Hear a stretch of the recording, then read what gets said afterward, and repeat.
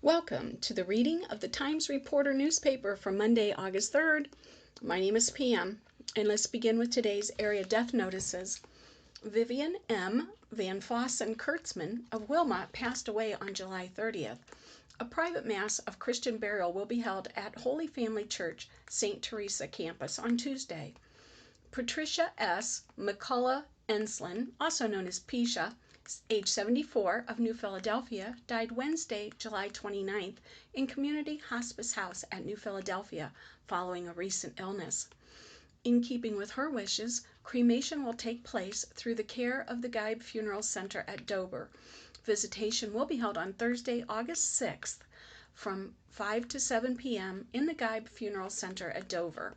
A memorial mass will be held on Friday, August 7th at 10:30 a.m. in Sacred Heart Catholic Church at New Philadelphia. Due to COVID-19, safety precautions will be taken. The 6-foot rule will be honored and all guests are to wear a mask. For the safety of everyone and to allow other guests to pay their respects, we politely ask that visitors do not linger at the funeral home after greeting the family. Patricia May Yoder, 68, of Sugar Creek, died Friday, July 31st, at the Community Hospice House in New Philadelphia following a short illness. Public graveside services will be held on Tuesday, August 4th at 11 a.m. at West Lawn Cemetery in Baltic. Friends are welcome to attend calling hours from 10 to 11 a.m. at the cemetery prior to the service. Paul E. Wilson, 75, of Dover, passed away on Friday, July 31st at Union Hospital following a brief illness. Friends are invited to call at the Toland Herzig Funeral Home and Crematory in Dover on Wednesday, August 5th from 10 to 11 a.m. A graveside service will take place at Dover Burial Park on Wednesday at 11:30 a.m. Because of the COVID-19 pandemic, social distancing will be observed and masks are a state mandate. Nancy Ellen Weston, 72, of Dover, went home to be with the Lord on Saturday, August 1st. A funeral service celebration of Nancy's life will be held at Dover Alliance Church on Tuesday, August 4th at 11 a.m. Aidan N. Yoder, 80, of Millersburg, passed away on Saturday, August 1st, at his home, surrounded by his family after an extended illness. Funeral services will be held at 10 a.m. on Tuesday, August 4th, at the Faith Haven Mennonite Church in Fredericksburg. Friends may call at the church from 2 to 4 p.m. and 6 to 8 p.m. on Monday. Well, that concludes the area deaths listed in today's online edition. So let's begin today's reading with the first article. Altman College seeks first graduates from social work program by Ed Pritchard. In Canton, the newest program at Altman College will see its first graduates in early September. Crystal Abram of Malvern and Bryce Grinstaff of Minerva will receive bachelor's degrees in social work. Altman College, known for nursing, radiography, and health science programs, added the social work major 2 years ago.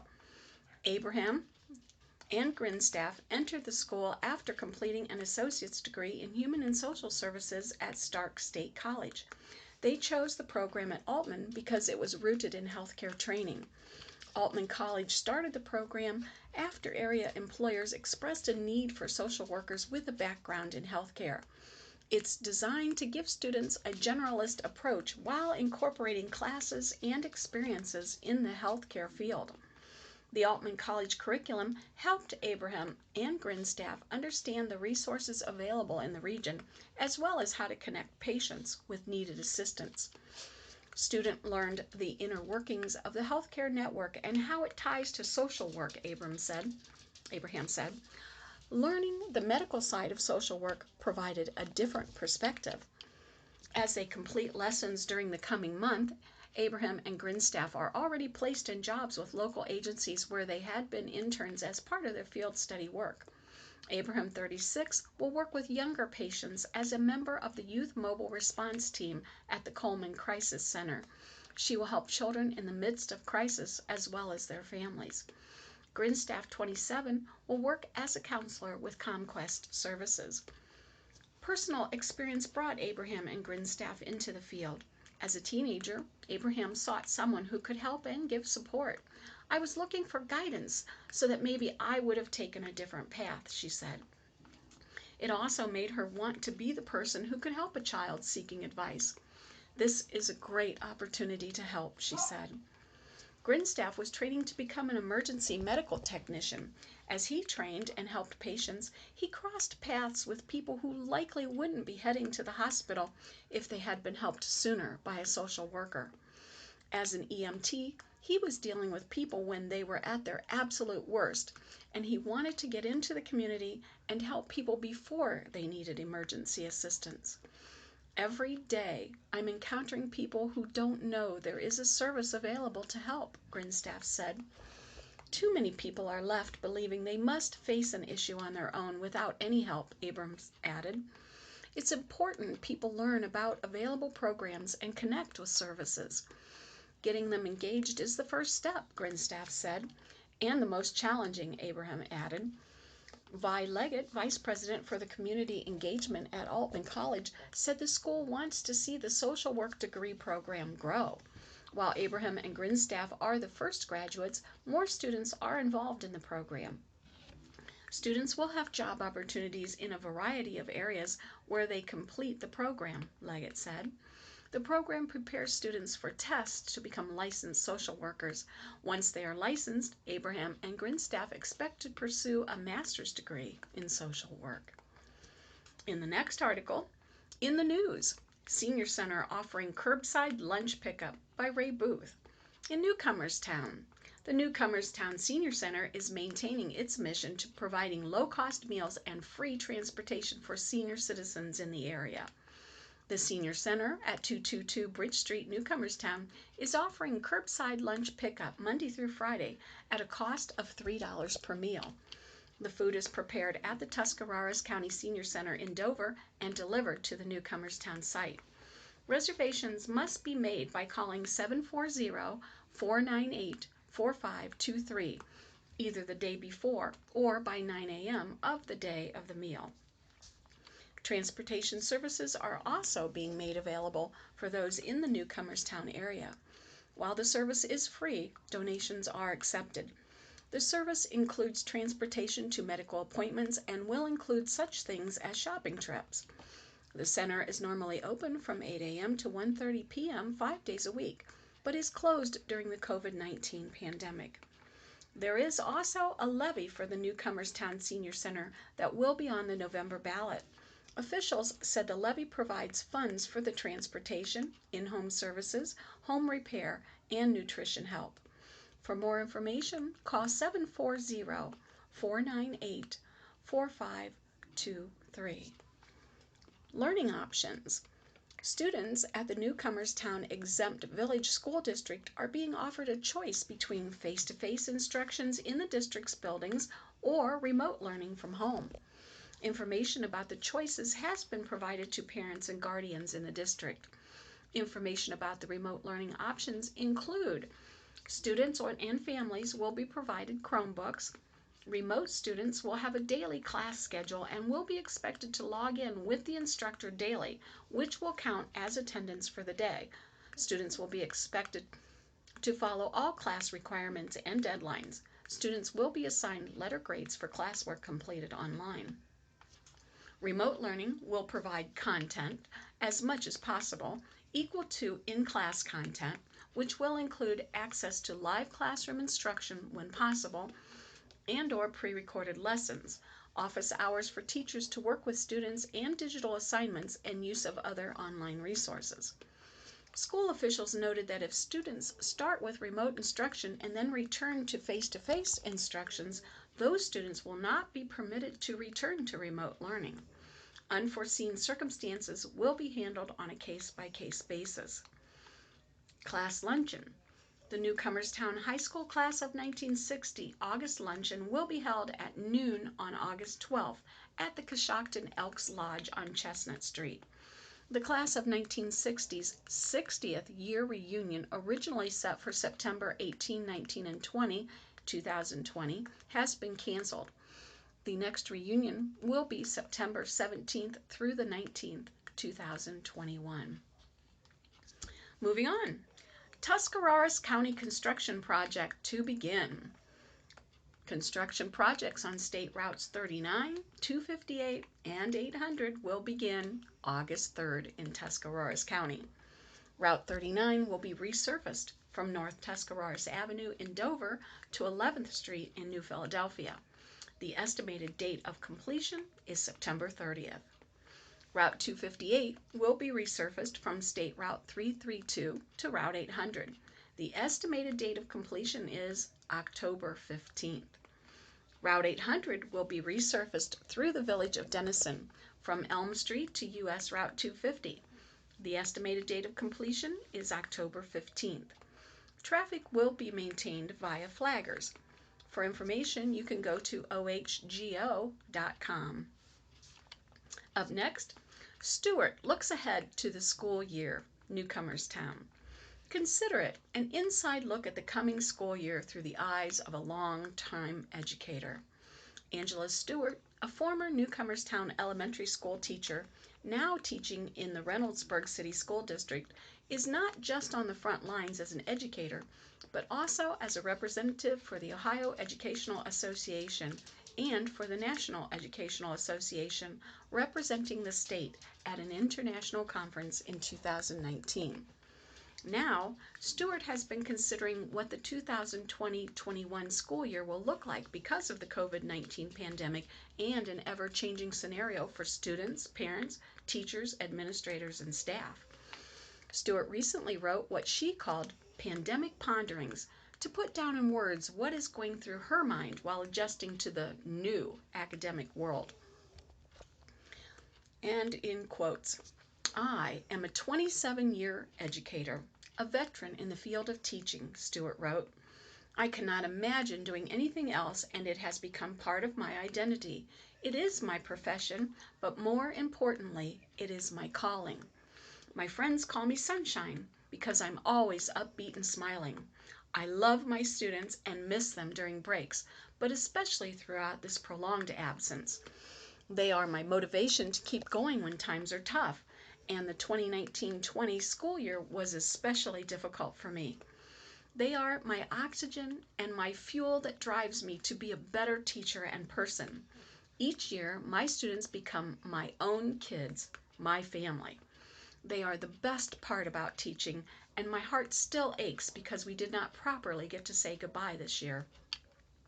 I never thought I would leave teaching kindergarten because I adore teaching the little ones. All the love and hugs they dole out is the reason I got up every morning. Reading books with them and teaching them to read their own books was so rewarding. Watching them grow physically and academically was so exciting and fulfilling. But the 90-minute commute and being away from my husband took its toll. So after 26 years of teaching in the same district, I changed school systems in order to live at home. It has been 17 years, but I am now back to teaching 4th grade, and to say 2019 was the worst teaching experience would be an understatement. I was like a first-year teacher all over again. I had no friends, no resources, and no support. I was no longer a leader, and I felt lost. But the 4th graders were just like kindergartners, only taller. Deliveries of hugs, treats, handmade cards, and pictures occurred almost daily. They were the reason I got up and powered through another day until the days became weeks and the weeks became months. In 2020, I had finally found my groove and my circle of new friends when suddenly school was cut short. We dismissed on a Thursday, like usual. The decision to close was made later that evening, and our students never came back to the classroom. The class calendar read March with all our anticipated activities written on all the upcoming days in the months left of school. Folders, library books, and even a few lunch boxes were left behind without a thought. Gold coins hidden by the clever leprechaun had to be retrieved to possibly be used next year. When we went to virtual learning, it was difficult because we did not have an opportunity to prepare our students in any way. Despite my Google Classroom postings, emails, phone calls, cards, and letters, I had several families who never checked in with me, and I worried continuously about them. We cannot help but worry about our students and families It's what we do. It's how we are wired. It's now getting to be that time of year when educators across the nation start preparing for the new year. There are Pinterest and Instagram posts to be imitated and much shopping to be done. There are new posters and bulletin boards to be laminated and name tags to be cut out. There are curriculums to be studied and new techniques to be explored. We might spend 12 or more hours a day in our non-air conditioned room in order to provide the most welcoming environment we can. It is a cycle, a routine, an exciting tradition most educators experience year after year. Yet this year is going to be different. To be honest, I am terrified about returning to school. I am not as young or fit as I once was. I have asthma and do a treatment and medication every morning. I have trouble breathing when the weather changes and need to use my inhaler. Even though it is uncomfortable at times, I wear a mask everywhere I go. My husband and I have made a conscious choice to keep our inner circle limited. We avoid most public places and are content to stay home and relax on our back patio. And now, after all our efforts to remain safe, I will be put into a harmful situation where the possibility of exposure and contracting COVID-19 is a stark reality. Sure, I am concerned about my husband and my own health, but I am also anxious about the 7 staff members in my building who had babies last year and the staff members who are taking care of ailing, aging parents. I am worried about my students who live in multi-generational homes. I fear for my students who have a grandparent as their primary caregiver. I am uneasy about everyone and everything, especially the anti-maskers and non-believers who do not follow the safe practices. Opening school has become a political issue, and it should not be. Experts are being ignored, and students and staff are being used as variables in a life or death science experiment. The results could be catastrophic to school buildings, districts, and even communities. Quite simply, schools are underfunded and lack the resources to open safely. A quick glance around my classroom and anyone can see I provide much of my students' supplies from my personal funds. However, I personally cannot buy all the items we need to open safely, especially when some supplies are not even available.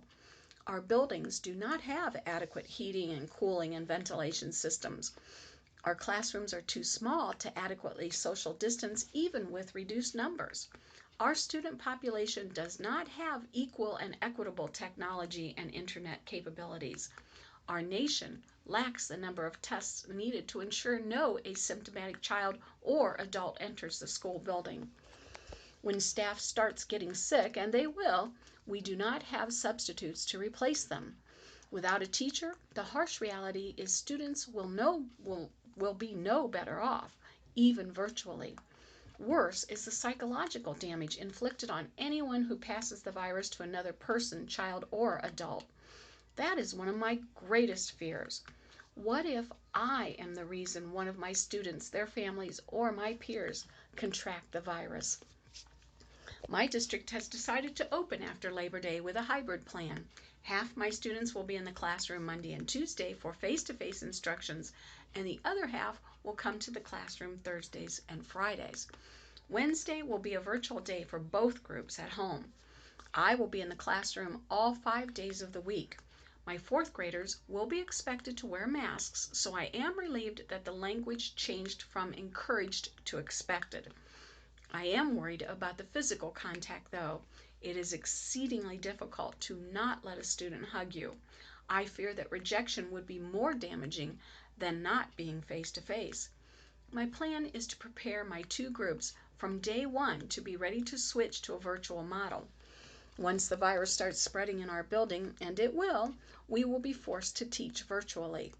I had very little training last year, but with some help from my friends and husband, I became more tech savvy. I even taught summer school virtually, so I feel confident I can be an effective teacher in either setting. My concern is, will I be able to adequately prepare them for 5th grade during this pandemic? The most frightening and sad aspect of returning to school is my husband and I are preparing for the possibility of being incapacitated or worse, death. We're preparing a will and a health plan. We have discussed what we want to happen if either of us needs to be on a ventilator. We are preparing a financial plan so bills and payments continue to be made. All assets and policies have been listed and discussed. These have been difficult, morbid conversations, but they are necessary to do now while we are both clear-minded. Despite us following all the CDC guidelines, the cases get closer and closer to our inner circle, and I become more apprehensive about going back to school.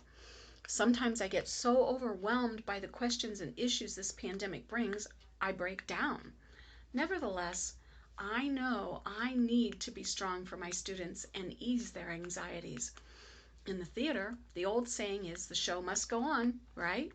Just like preparing for a play, I am practicing what I will say to my students so they will not feel scared. I'm rehearsing the steps and actions I will take to ensure they are safe.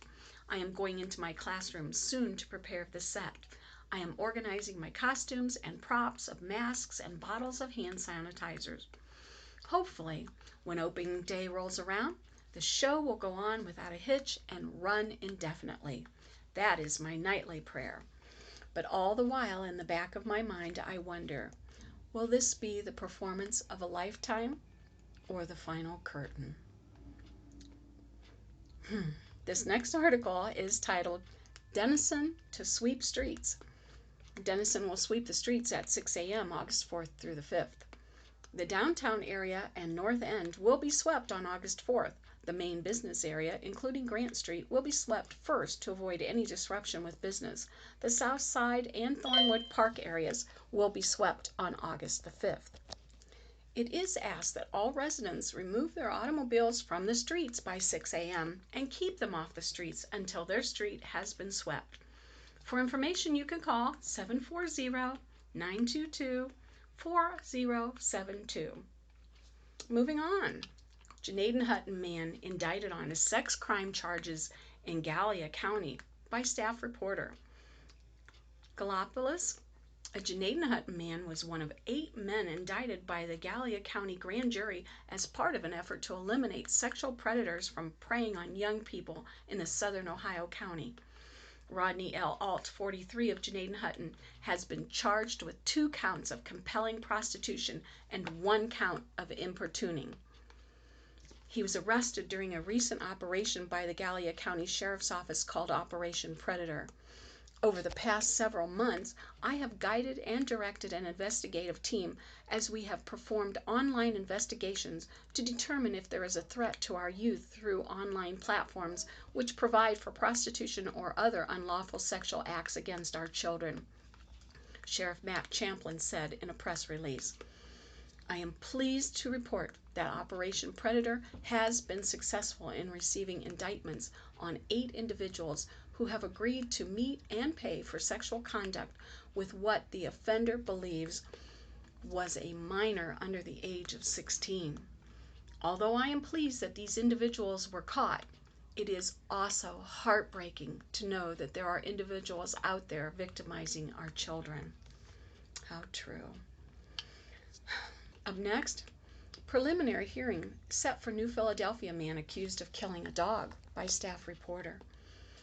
A preliminary hearing has been set for 9 a.m. Thursday in New Philadelphia Municipal Court for a 57-year-old New Philadelphia man who is accused of killing an English bulldog on Sunday. According to court records, the suspect killed the dogs, using a hatchet and a knife. The incident occurred on St. Clair Avenue, Southwest, New Philadelphia. He is charged with cruelty to animals. Police Chief Michael Goodwin said the suspect alleged that the dog was aggressive towards him. The suspect also admitted he was under the influence of methamphetamines at the time, the chief said. Police were able to obtain a confession, and the man has been released on his own recognizance. How sad. Next article, Harrison County construction project to begin. Construction projects on State Route 258 and 646 will begin on August 3rd in Harrison County. Route 258 will be resurfaced from State Route 332 to State Route 800. 7½ miles will be resurfaced. Traffic will be maintained via flaggers. The estimated date of completion is October 15th. Route 646 will be closed for 2 miles west of Annapolis for 5 days while construction crews perform culvert maintenance work. The estimated date of completion is August the 7th. Resurfacing projects on Route 22 and State Route 151 and 519 will continue. Route 22 will be resurfaced through Hopedale from Donley Road to County Line Road, and the estimated completion date is October 31st.